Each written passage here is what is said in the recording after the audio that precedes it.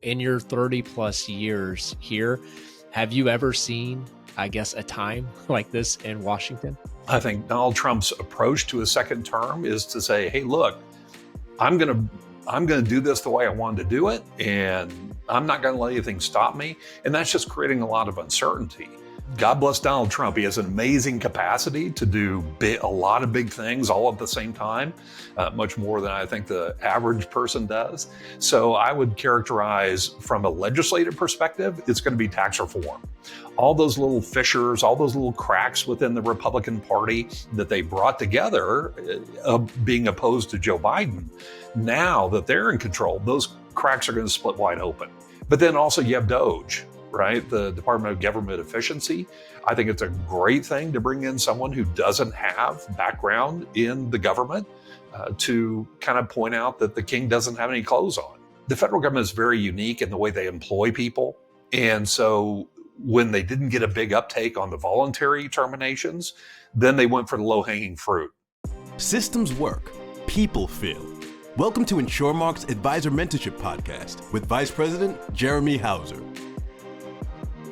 Welcome to this week's episode of the Advisor Mentorship Podcast. I am your host, Jeremy Hauser, and tax season is upon us, and we are roughly through the first quarter of 2025, which is incredible as we have a new administration. A lot of balls are in the air. And so today I wanted to bring on Jeff Bush, who is the founder of the Washington Update. How are we doing today, Jeff? Doing great. Thanks for having me, Jeremy. Thanks for joining, and especially just a couple weeks ago, had an opportunity. I came a little late, but I saw you speaking at a keynote, which is something that I believe you and your team does a lot of. And after listening to some of the things you spoke about, especially where the country's heading for 2025 and some speculation, I definitely wanted to bring you on to voice this to some of my audience members here. So thanks for coming on so quickly, but for maybe to backtrack a little bit. So for those that may not have seen you or heard you yet, I saw that you've shared the floor. You've shared some stages with pretty notable people. I saw like Ben Bernanke, one of the previous federal chairs, who is probably I guess, would that be the most notable person you've probably been on stage with? Probably the most notable, yes. Probably not the one I ticked off the most, though. That would have been Stanley Fischer, the vice chair of the Fed. We were on a panel together, and I don't think Mr. Fischer is used to people disagreeing with him. So, well, if you could, what was the talking matter that was a disagreement? Obviously, something around Fed policy or the economic impact thereof. And again, I just don't. I think he is kind of used to having his opinion. Yeah. That's kind of a boring panel if we all agree, right? No, and that's where also I think for the audience for today, it's going to be something that we're going to chat a lot about some of the things. We'll dive in a little bit about you first. So tell us a little bit about the background for the Washington Update. So what is that? Yeah, well, I'll back up even a little bit further. So I spent 30 years in the financial industry. And at the end of my career, I managed the western part of the country for one of the bigger wirehouses. And when I decided to retire in 2011, Andy Friedman, who actually founded the Washington Update in 2008, said, "Well, why don't you come do this? You'll drive your wife crazy if you're at home." And I said, "Well, sure, that'll be something interesting to do." And then it just took off. I ended up busier than I had ever planned on being in retirement, but I absolutely love what I do. So I kind of brought that financial background with a real keen passion around politics, where Andy had the tax and the political background. So that's really what made the magic sauce of the Washington Update, where it's truly nonpartisan. The biggest compliment I get after I present is people have no idea whether I'm a Republican or Democrat or independent or a combination of the above. So I started in 2011 on the road delivering the Washington Update, Andy and I both. And then he retired in 2022. And so now it's just me on the road presenting it and having a great time, primarily doing client events for advisors. So how long would you say you've really dove into not just the financial aspect of it, because a lot of the audience, they're financial professionals as well too. So how long have you really delved into the politics side? Well, I was always a political junkie. And I had an accounting degree, so it all came very naturally to me. And it was just a matter of finding my voice because Andy and I are two different personalities. So I had to learn to bring my personality into the Washington update. We hear so many terms that come out of Washington, D.C., that the average American has no idea what they actually mean. So I think the specialty of what we do is to bring that down in a very nonpartisan way into understandable terms and then relate advice specifically to that. Now, my job's not to replace the advisor. My job is to be an adjunct to the advisor and to build the value of the relationship that you have with someone who's connected to the Washington update. And it's just been a real successful program. And, I'm on the road. I present last year was about 230 times. So it keeps me busy. And that's so mostly majority of it. I know probably COVID switched things up a little bit a couple of years ago, but most of it's on the road, I would assume, right? Oh yeah, most of it's live. I predicted post COVID about 25% of my business would be virtual, and it's around 20% right now. And it's nice because it does give, some advisors have very disparate clients around the country, and it gives access to that to a broader audience, but also a little lower price point as well. But I still think in-person events are the way to go. Sure. And kind of the new thing that's come about is we do a live event with your local clients where you're based, but we live stream that for your out of town clients. And that's been really successful. Yep, we are all about efficiency, processes, and leveraging technology. So, Exactly. and I would say also to the topic of today. So, in your 30 plus years here, Mhm. have you ever seen, I guess, a time like this in Washington? I started in the financial business in '87, lived through the tech bubble, lived through the financial crisis. So have I seen times like this? Sure. Yeah, I've seen times like this. And I don't think actually today, at this point, we're in one of those times. We're certainly in a time of transition. Hmm. I think Donald Trump's approach to his second term is to say, hey, look, I'm going to I'm going to do this the way I wanted to do it, and I'm not going to let anything stop me. And that's just creating a lot of uncertainty. And that uncertainty is probably what the markets are reacting to now because they just don't know exactly what the rules of the game are. But I don't think Trump's helping himself because, on again, off again, on again, off again.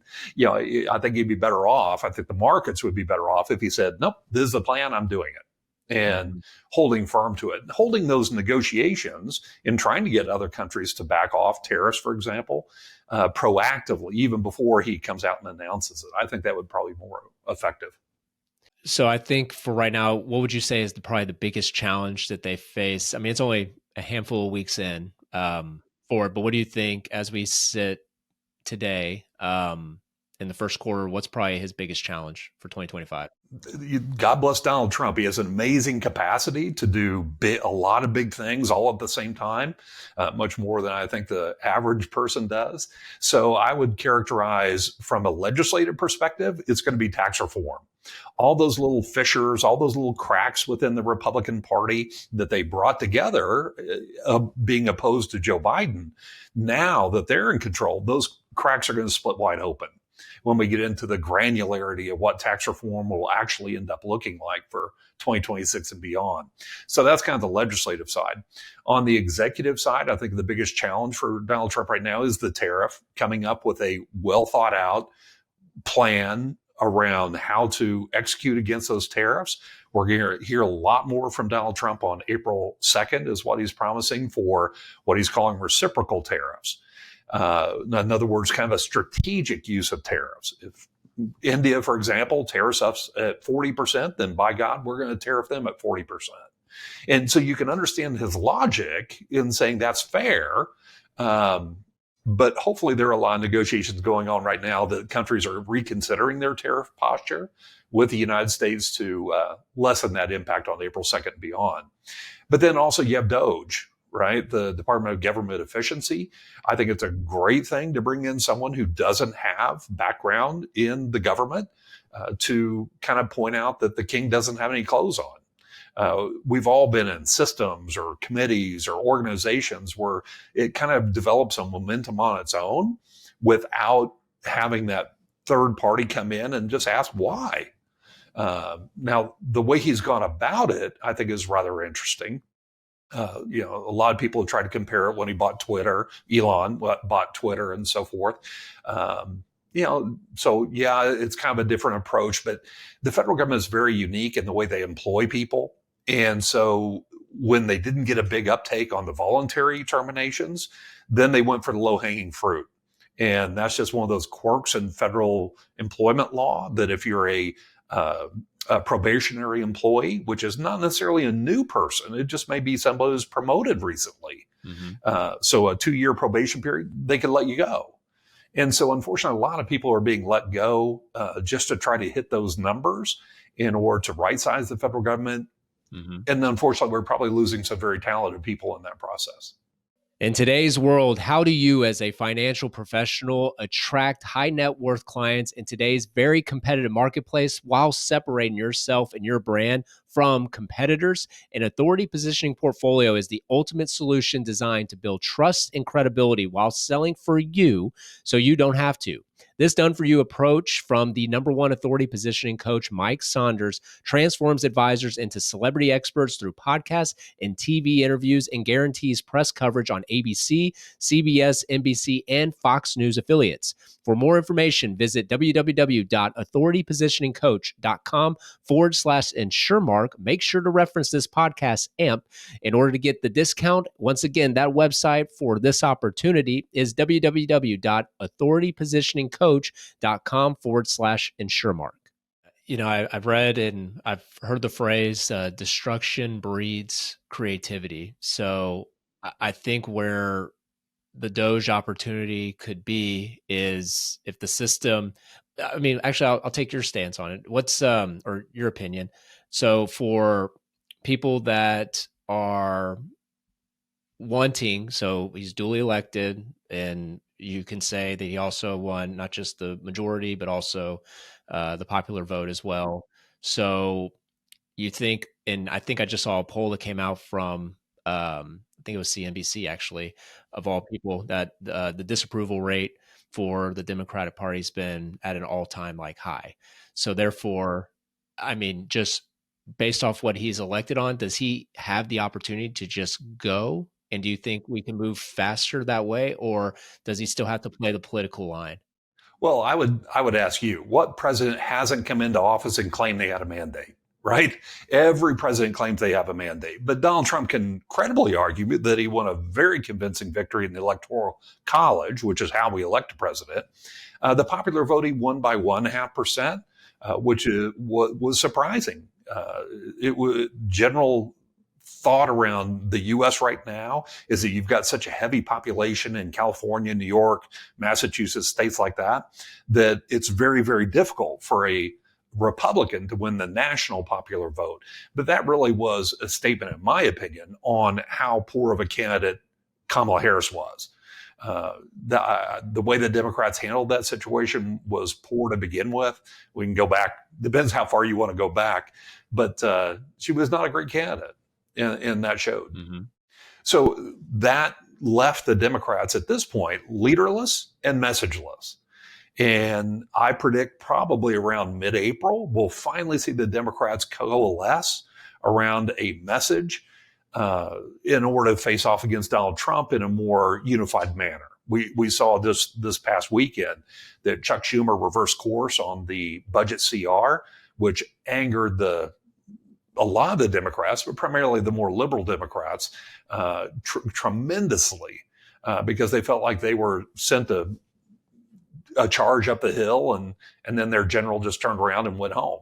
And so they're still a ways from finding their place. And I don't think Chuck Schumer is going to be that person. It's going to be the leader of the Democratic Party. So that's where they are right now. They're just leaderless.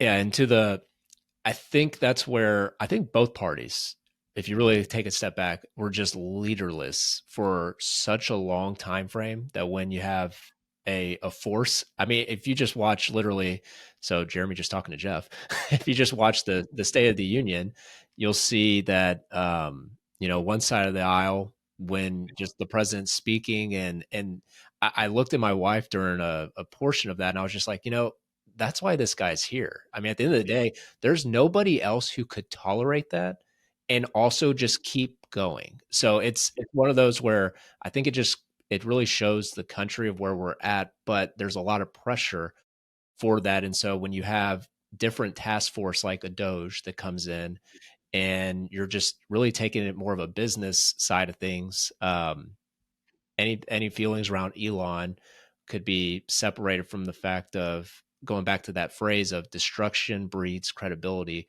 So if we have to break it all down first before you can actually fix it. Or what are that's why I asked the question of like, have you ever seen Washington this vulnerable, but also biggest opportunity too? Yeah, I think we've certainly gone through different reformations of the role of the federal government over the years. Initially, we were very libertarian, just, hey, don't tread on me type situation. And then we kind of morphed away from that for a long time and then came back to that, a very protectionist environment in the early 1900s. And then on top of that, the Depression, which led to even more protectionism. And then we morphed that into isolationism leading into World War II. And so our country is always evolving. All this is cyclical over time. But I think what you're trying to point out, accurately so, is never has it been so acute in such a short time frame. And that I completely agree with. But Donald Trump's on a clock. He's got 2 years. A lot of people say, oh, he's got 4 years. No, he really doesn't. He has 2 years because there's that judgment date of the midterm. And if past is prologue, the Republicans will lose the House of Representatives in the midterms. They'll keep the Senate. Matter of fact, I think they'll even grow the Senate. Just looking at the map of the 2026 candidate or states that are in play. But if you don't have the House, then that's going to really stymie him. So he knows he's on the clock, and he's used that 4-year hiatus between terms to figure out who he wants to surround himself with, come up with a strategy to understand the levers of power and the rules by which you can play. And that's really where he is challenging Washington in ways that are unprecedented. And in that situation, I think he is unprecedented. I was watching someone comment on it, and they said, well, he's either going to end up on Mount Rushmore or the country's worst president. But Donald Trump's comfortable in that big win, big loss type of environment. That's how he has always operated. For those not familiar with North American, they are a 139-year-old employee-owned company specializing in annuities and life insurance. They hold A-plus ratings with AM Best, S&P, and also Fitch. They had a record annuity year in 2024 with just over $7 billion of issued business that was balanced between guaranteed income and accumulation-focused fixed index annuities.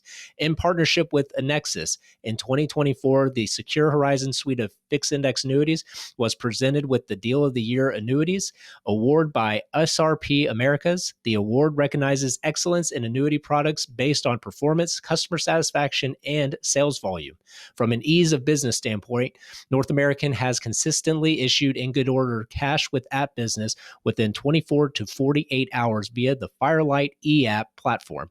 And they just announced a first to market capability within the platform, the ability for the client to take a picture of a check and submit it right along with the e-application. That means instant issue on in good order business and commissions paid that much quicker. If you are looking for an employee owned industry leader in the annuity space that gets business issued fast and you paid commissions faster, North American is that company. For more information around North American's competitive advantages, go to www.insuremarkamp.com/Jeremy and click on Learn More. North American, prepare for your financial future. I think it goes back to, if there was a question to ask the guy, how would you most likely want to be remembered for? Mm-hmm. You want to be remembered as president, or just entrepreneur? And I really think his answer would be entrepreneur. Yeah, I tend to agree. Big risk, big loss. But one of the things you did mention is, so tax reform. That's a huge thing. We are essentially in tax season. You have your financial background as well. So is there something for, I would say, the audience? What do you see the biggest, or maybe two opportunities for advisors, let's say, that around taxes right now, based off of what the current rules and reform are in the making here? Well, I think there is a tactical opportunity in 2025, tax year 2025, so the year we're in, for your retired clients, for business owner clients, any clients that can manipulate their income exposure from year to year. I really think it makes sense for them to consider, along with the advice of their advisor and their tax professional, to maximize the current 24% tax bracket. The current 24% tax bracket theoretically will go away at the end of the year in favor of the 28 and 33% bracket. So as much as a 50% tax increase on those dollars of earnings. Now, the problem with that suggestion is you're asking a client to pay more taxes instead of less. I mean, they're paying their CPA to pay less. And what I tell audiences is that, I do a lot of CPA events. I do a lot of tax attorney events. And it's logical. Our CPAs know last year's tax law cold. They know this year's tax law really well. They don't necessarily know what's coming down the road. Because think about it, they're working on 24 returns and advising clients on 2025. They're not thinking about 26. And so that's why they hire me to come in and give them a little look over the horizon. So I think that's a tactical opportunity inside the tax code this year for some of your clients to maximize that 24% tax bracket. But I do believe we will get tax reform done. The Republicans have all the votes they need. Donald Trump has, made that his primary mission as far as a domestic economic issue. So I can't imagine that we won't. It's estimated that if the Tax Cuts and Jobs Act, the current tax code, goes away, 81% of tax filers will have a tax increase. And so it's that 81% number that I'm very convinced we will have some kind of tax bill. And the problem is when you get into the weeds of what does that look like, when will we know? And that's where it gets a lot more complicated. Yeah, I think even on stage in part of your presentation, that's what you were showing, the top bracket going from 37 to 39. That was based off of if that sunsets or... That's correct. Yeah. Okay. Because the Tax Cuts and Jobs Act by law will expire at the end of the year.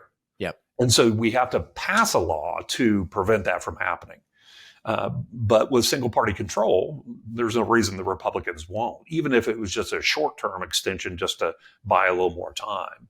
So I think that while I talk about that, maximizing the current 24% bracket, the rationale behind that is if your client's already in the 24% bracket, then you're just capturing as much of that as you can while we know what it is. Yeah, and also to that, so ERS, where I feel like, and maybe I just don't watch a lot of media, so I don't know if it's a big buzz out there, but External Revenue Services, what's the likelihood of that happening? Because as just a person who lives in America, that seems very intriguing. Yeah, it certainly does. If you go back into tax history, I actually wrote a book on this. If you, it's actually a good read. As horrible as it sounds, tax history. What's the name of the book? It's American Cornerstones, the history of taxation in the United States. Okay. Not overly creative, right? But it's a good little read, just gives you perspective as to how the tax system has changed throughout U.S. history.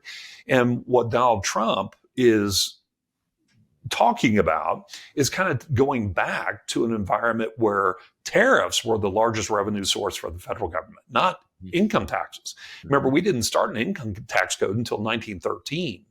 But prior to that, the majority of revenue to the federal government was tariffs. And it makes sense. That's kind of the system we came from England, old England. The king would apply tariffs to tea and everything else. And that's how the king funded his operation.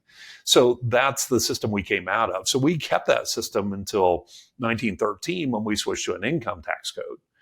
And Donald Trump is simply suggesting, one, that the United States has been piggybacking the rest of the world through overinflated prices and tariffs on our exports and things like that for a long time. And so he wants to right-size that.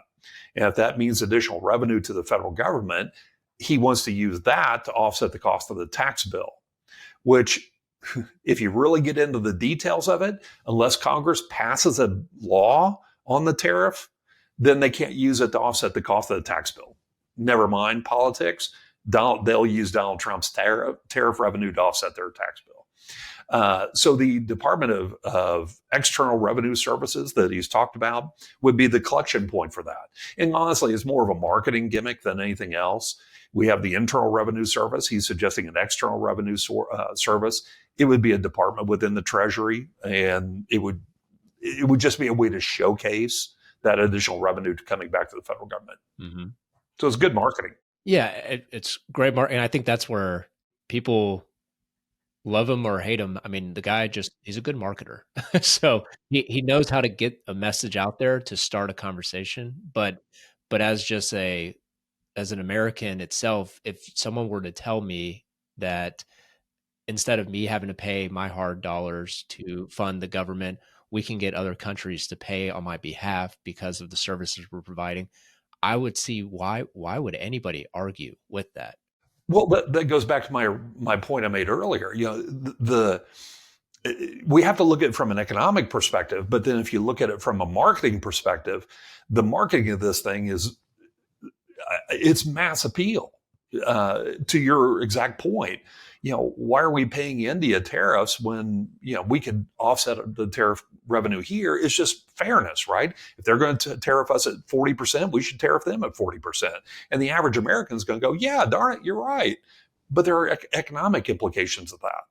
And the reality is, one reason why we've allowed the United States to somewhat be the piggy bank for the rest of the world is coming out of World War II. Remember, we were the only functioning economy on the globe at that point. Mm-hmm. And so, yeah, there was some of that. So this imbalance in tariffs that have developed over a period of time was in essence a soft power. I know USAID, that we've heard a lot about soft power this year, but that extra tariff revenue was soft power to those countries to help them redevelop and be friendlier to the United States versus, the old USSR. And so there's some rationale as to why it's not necessarily a bad thing if we can afford it. But then I guess we hear the argument all the time that the United States, we pay, 3 or 10 times as much for pharmaceuticals compared to other countries for the same drug. And that's just wrong. That should be right-sized to some degree. And I am a fan of the idea of that strategic use of retaliatory tariffs to bring some more equity to that. But if we're still a little imbalanced, I'm okay with that because that's soft power. Are you an advisor currently working in your business instead of on your business each and every day? You are not alone. We come across advisors every single day that are constantly asking us, what can I do to get better? How can I go from being an advisor to a CEO? How do I delegate? If you find yourself asking you these same type of questions in your business to your team, you're in the right place. Make sure to check out our resources here at www.insuremarkamp.com/Jeremy. You can hear from successful entrepreneurial advisors like yourself as they have plugged into our systems and processes and continued to scale their business. If you are an advisor that's looking to go from advisor to CEO, make sure to go to www.insuremarkamp.com/Jeremy. Click on the Learn More section, insert your information. We'd love to get our introduction kit to you. Now, back to this episode. Off topic, but not really. But I was just wondering, since you have a good pulse here, do you think, I saw something like a stat is like 3% of jobs. So do you think Washington itself, do you think that we could see possibly in the next 4 years, government agencies or other entities actually branching out to other areas across the country? Geographically? Yes. Yeah, there's some of that already happening. There's some people that are receiving notices say, hey, good news is you still have a job with the federal government. By the way, you're going to live in Loveland, Colorado. And that they're using that as pressure to actually get people to quit, right, at a higher rate. So, because unfortunately, it probably wouldn't be as lovely as Loveland, Colorado. Yeah. So that's part of that. But the reality is, if you look at the majority of federal employees, they're spread across the United States already. So it's not just Washington, D.C. centric. Now, obviously, that's the highest concentration versus the overall population size. But I think, yeah, we could get some cost savings that way. I think the biggest opportunity for cost savings that we should really embrace, and I'm surprised it hasn't gotten more play with Doge, is just technology. Yeah. I mean, my God, the IRS is still using Cobalt as their programming language. The guy just brought down people from from, I mean, literally, he had to go save Yeah, those astronauts. yeah, exactly. Yeah. So, Yeah. there are plenty of opportunities in the federal government to bring efficiency, and we should all want a more efficient federal government. Absolutely, no doubt about it. I think technology is a good area. But the way the House reconciliation bill was structured, they need to find about $800 billion out of CMS, which oversees Medicare and Medicaid. Now, I know a lot of clients right now are very concerned that their Social Security checks are going to get shorted or something like that. I see no concern about that. Donald Trump made it very clear he's not going to change Medicare or Social Security benefits.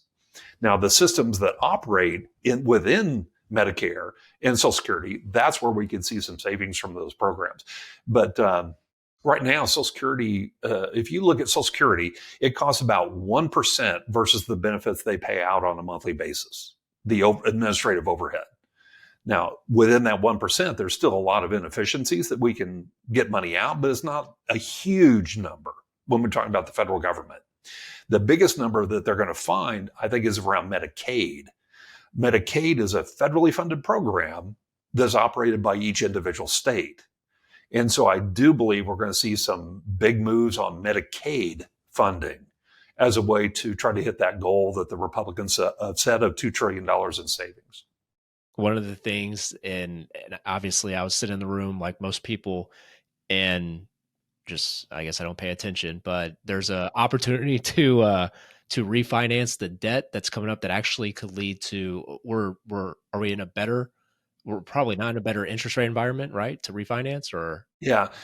So the federal government's duration exposure is about 2.75 around that years. So it's still pretty short term. And when interest rates were zero there for so long, a lot of countries did extend out debt. They were issuing 50-year bonds and things like that. And I always question the same thing. I mean, I'm not an economist.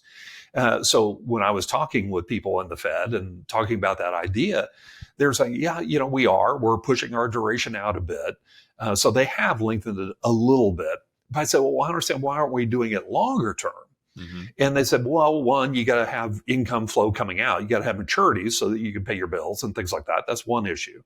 But then second of all, the amount of money we're talking about, if they just went, okay, boom, to a 7-year duration or a 10-year duration average or something like that, it would have roiled the fixed income markets around the world, just because it just would have been a earthquake through the fixed income space that would be damaging broadly across the globe, including the United States.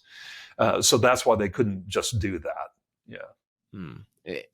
And I think so, and obviously with your team and a lot of what y'all do, what are some of the resources? So I saw like the Washington update. So you go there, you can see a little bit more about Jeff, but whenever you guys do y'all's keynote, or what are some of the things that people get to little plug into and feel like they have their thumb on the pulse of what's going on in Washington? So, like I said, I do events around the country, so certainly that's one avenue. That's kind of where I get into, kind of a mid-range strategic discussion, and then I write, 4 papers a year or so where I go a little more in depth on a particular topic. So once we start getting a little bit more into the tax reform process, I'll probably come out with a new paper on that, just to help folks. And then, real tactically, you can follow me on social media. That'd be LinkedIn, Facebook, and X, formerly Twitter. Every day, every work day, I post maybe 5 to 15 articles a day on 3 or 4 different topics. So if I find a topic that interests me, what I do is I give you 3 or 4 articles on that topic from writers from the left, writers from the right, and I give you both. And the guarantee I make you is if you take the time to read all 3 articles, you're going to find out they're 90% the same. But more importantly, you're going to see the 5% on each side. And it's when you see the 5% on each side that you gain wisdom as to that particular topic. Mm-hmm.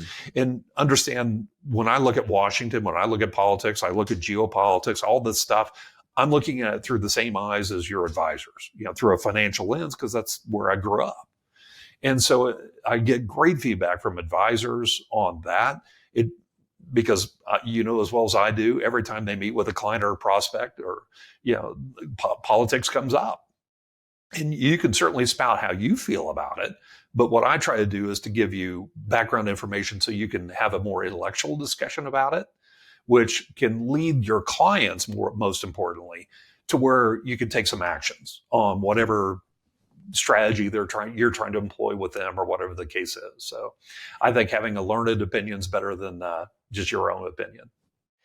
Yeah, and I think the space has really adjusted, and it's moving in a very fascinating direction right now, especially for financial advice. So we work with financial professionals, obviously, and as every year progresses and they're looking to ways to grow their business, it's just looking at the numbers of people, meaning their customers, their own customers, who just the eyeballs that are watching media. It seems to be going less and less every year, but it's not like those eyeballs aren't necessarily going somewhere else. So being able to be a good, just being able to be informed leads the advisor to become almost more like the media, and having resources does not hurt to basically be able to have those conversations like it sounds like you're doing. Well, we're simple animals, right? We all want to feel like we're in the right space. And so you tune into a cable channel or a print press or something that kind of agrees with your ideology, and you end up spending your time there. Statistics tell us that fewer than 3% of cable news viewers ever watch another channel other than the one of their political persuasion. So understand what I always tell people when I talk about media, specifically cable news or print press, understand they're not there to inform you. Yeah. That's not their job. Their job is to keep your eyeballs on that station or on that paper. And so understand what their motivation is. And that's where we've seen these channels get more hyperbolic. We've seen them get more dramatic, a lot more panels where people are fighting. You can't even understand what anybody's saying, because they're just trying to keep your attention and keep you there through the commercials. So we have to guard against that as human beings. And I can't emphasize it enough to diversify your income gathering sources. You have to in today's world, because you are not getting the full story from any one source, and including me. But it's good to have, like I said, and I would look at, so obviously y'all's company would be more of individual journalism. So it's not necessarily funded by Washington or funded by the government. So it's yeah. So if there is dark money, I haven't found it yet. Elon will come for you. I don't know. So as we're wrapping up here, is there anything that we missed, or any words of wisdom as we're closing out? Yeah. One, I think give your clients confidence that I think their Social Security and their Medicare benefits are fine. Okay. Now, if you have younger clients, if you're working with a 40-year-old, yeah, you need to be talking to them about, hey, maybe things are going to be different by the time you get to your retired age. But for the majority of your clients, the folks that are near or in retirement, I don't think they need to worry about their Social Security or Medicare benefits changing in any great way. So that's one thing. And the second thing is, as this tax reform debate heats up, there are going to be there will be so much information coming out and saying, oh, they're going to do this. Oh, they're going to change that. I just beg you to have enough grounded information with your clients to say, look, fact is, until a president signs that thing, we don't know what's in it. And I share with my audiences several axioms of U.S. politics, and one of them around tax is the moment tax reform's on the table, everything's on the table. Yep. And so do not get caught up in the headlines of estate taxes are going away or estate taxes are doubling or whatever the situation might be, the headline. Focus on the end goal and preparing or dealing with what we know, which is this year's tax code. Hopefully by the end of September, we'll have the details for 2026 so we can start adjusting and making preparations for that. But it could be later than September. It could be December before we know what the tax code will be for 2026. And give your clients that confidence and that permission to not get caught up in all those headlines. So for advisors that are doing client appreciation events or actual live events in general, maybe even webinars, how do they reach you? Or if they want your team to be a part of that, how does that work? Yeah, probably the easiest way would be to go to my website, thewashingtonupdate.com or jeffbushspeaks.com, whichever is easier for you to remember. And there's a book button, book Jeff or inquire about Jeff right there. And it just sends me an email and I'll get right back to you. Love it. Well, thank you very much, Jeff, for your time today. And thank you also to the listener for tuning in. Make sure to subscribe on your favorite listening device to the Advisor Mentorship Podcast and follow us on LinkedIn. Subscribe to our YouTube channel as well at Jeremy Hauser AMP.